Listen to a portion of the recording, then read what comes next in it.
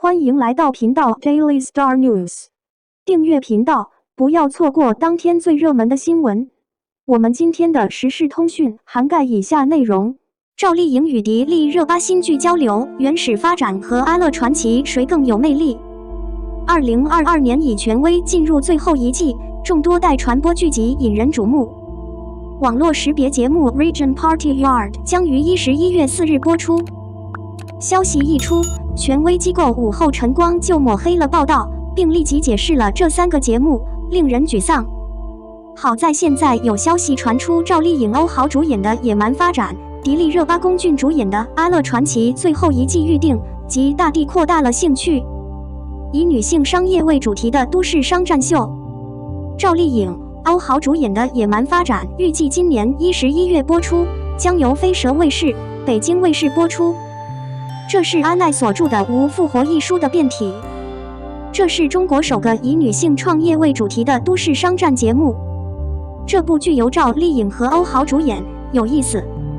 赵丽颖饰演勇敢的女人许半夏，她无畏的性格和敏锐的市场嗅觉，战胜了钢铁行业的挑战。男人们聚集在一起，闯入一个世界，终于收获了进步的叙事。这部剧应该是赵丽颖后来的满亿万加的再变吧。这类节目的扩大，对赵丽颖来说将是一个不可思议的助力。从发货上看，赵丽颖的卷发还是很有魅力的。半夏的毒征服了很多人。你会期待赵丽颖改变后的新剧吗？老合奏虐恋秀《阿乐传奇》被央视形容为老套虐狂的电视剧《阿乐传奇》改编自军书一书，由迪丽热巴、龚俊主演。该节目已获得运输许可证，据说会在11月传达。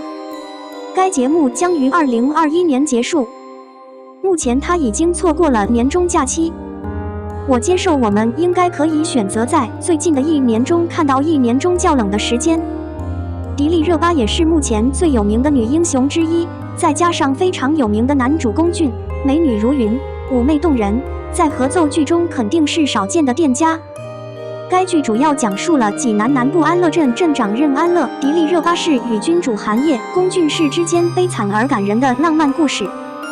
剧中找到了阿乐，饰演迪丽热巴的女首领，有爱有鄙视，在民族和世界上都是一个迷惑的女人，这同样是对迪丽热巴的一大考验。综上所述，《阿乐传奇》在颜值和衣着上无疑不是特别吸引人，但又能感受到演艺人员对各项活动的期待，让无数人对它的盛行充满期待的节目。02分居1年后，赵丽颖和冯绍峰的隔阂初露端倪。事情就这样发生了，这一切都已经预示着。从权威申报、收到遗嘱到孩子快生，赵丽颖和冯绍峰的粉丝都还没反应过来，直接就分开了。一时间，他们的名字被各大媒体热搜，大家也纷纷热议分手背后的原因。两人分居1年多，再看一眼两人的命运，就会明白分开是他们最理想的决定。赵丽颖出生在河北廊坊的一个风俗家庭，没有基础，她可以依靠自己来改变自己和亲人的命运，所以不难想象她在幕后付出了多少努力，才能达到娱乐圈顶级女演员的地位。对赵丽颖来说，如果婚后选择当家庭主妇，那她这些年的心血都白费了。等待她的是依靠她的伴侣来获得她的全部价值。显然，她不愿意让这种事情发生。相比之下，冯绍峰从出生就享有荣华富贵，继承家族的巨额财富，他也不用努力。这样的一对很可能注定在黑暗中给他们的婚姻带来问题。俗话说，不同的出身，不同的选择，不同的人对未来的态度，正如老人们常说的，婚姻要成为一家人。有人可能会说，赵丽颖经过这些年的努力，已经成为了身家上亿的豪门女，不愧是冯绍峰。但当你了解冯绍峰的家庭情况后，你会发现赵丽颖大半辈子的努力，其实只是人们的起点。那么，冯绍峰家族的实力如何？到底有多强？据了解，冯绍峰的父亲是上海著名的纺织大亨，其产业遍布全国1、2线城市。冯绍峰作为家里的独生子，真的很受宠爱，家里的长辈一直都在她身边，尤其是她的母亲，她把她抱在手里，生怕丢下她，又把她含在嘴里，生怕把她融化。冯绍峰刚出道的时候，开着名贵的奥迪车，住着价值400万的豪宅，尽管他自己解释说，我家的财富并没有人们说的那么夸张，但明眼人都看得出来，他家的财富远超常人。这也让他进入演艺圈后，成为了职业富豪。相反，赵丽颖是个地地道道的农村姑娘，一边下地干活，一边割麦子。冯绍峰被她捧在手心，参加各种兴趣班。上中学的时候，冯绍峰就被上海戏剧学院录取了。在打工赚钱的同时，冯绍峰已经成为了影视剧中当红的男主。演戏，他是为了有机会出演电影，冯绍峰只是把它当成一种爱好，而作为一个配角，他似乎总是要仰望。所谓门当户对，绝对不仅仅指财务方面，不难看出，将两者分开的不仅仅是财富，阶级是他们永远无法跨越的鸿沟。有些人一生大部分时间都在努力到达罗马，而另一些人则从出生就在那里。当他们向公众宣布这件事时，两人表示他们经常在一起，导致他们的关系淡化。我相信这将是他们婚姻恶化的一个关键因素，但最根本的还是他们在家庭、性格、处事方式和三观上的不相容。不过好在赵丽颖多年的付出在事业上得到了回报，她凭借《千花之谷》《千花之谷》等多部影视剧在娱乐圈站稳了脚跟。《楚乔传》，她不仅收获了一大批忠实粉丝，还成为了收视女王，这让她在仓促退出婚姻后显得从容不迫。这说明财富是可以靠自己创造的，更可靠。那么，赵丽颖成名之路到底经历了什么？